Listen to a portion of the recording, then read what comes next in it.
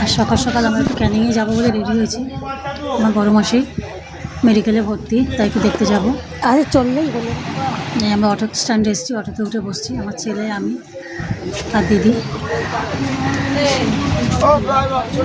চলো চলো চলো।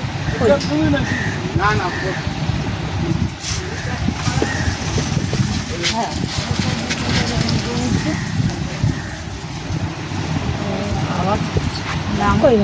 অটোতে বসছি আমরা। বললাম, উনি বললেন যে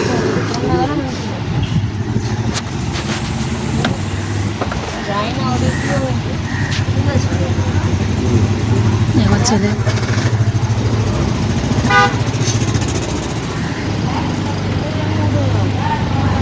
অটো ছেড়ে দিয়েছে। এবার আমরা যাচ্ছি সোনারপুর স্টেশনে।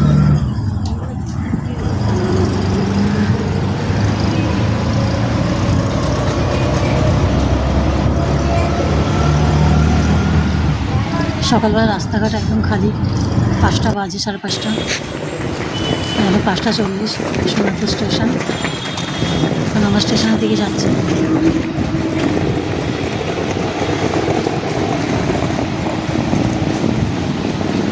তার সাথে বৃষ্টিও পড়ছে বাইরে, হালকা হালকা বৃষ্টি।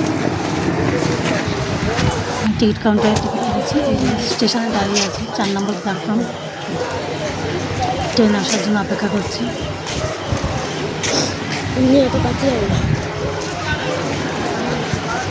এখন আমাদের সোনারপুর স্টেশন।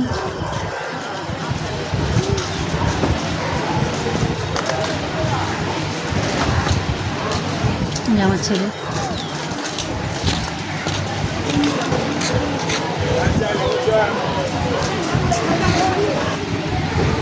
দিদি, ছেলে বসে আছে ট্রেনে। ট্রেন ছেড়ে দিয়েছে, আমরা এখন ক্যানিংয়ের উদ্দেশ্যে রওনা দিয়েছি।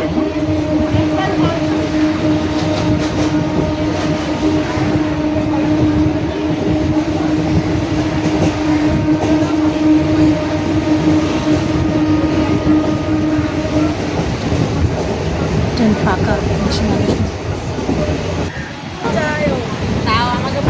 ক্যানিংয়ে ঢোকার রাস্তা, এদিকে জল, আমাদের এদিকে না পানি হচ্ছে গো। ভাল লাগে না এত পানি হলে। বাইরে বৃষ্টি হচ্ছে। কলকাতার দিকে তো বৃষ্টি হয় না, এদিকে হচ্ছে। ভাবছিলাম ঘরে গিয়ে আমি ভাবছি না আমি ঘরে গিয়ে কাছে কিছু করবো, গায়ে মাথা ঠান্ডা দেবো, নামাজ পড়তে হবে। তো সে আকাশের এরকম ওইখানে কী করে কী করবো বলো তো? তাহলে স্টেশন ছেড়ে কাপড় জামা শুকাবে না কিছু না। আর ওই কত সুন্দর ছিল। স্টেশনে নেমেছি, ক্যানিং স্টেশন। বৃষ্টি হচ্ছে, এটাতে যাচ্ছে।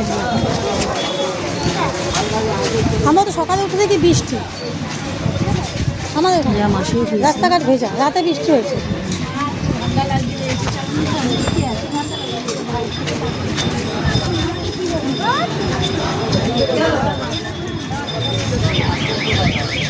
মাসি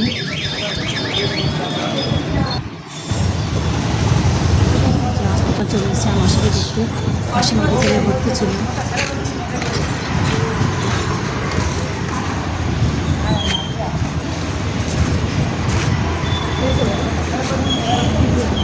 মাসি দিদি ছেলে দাঁড়িয়ে আছে।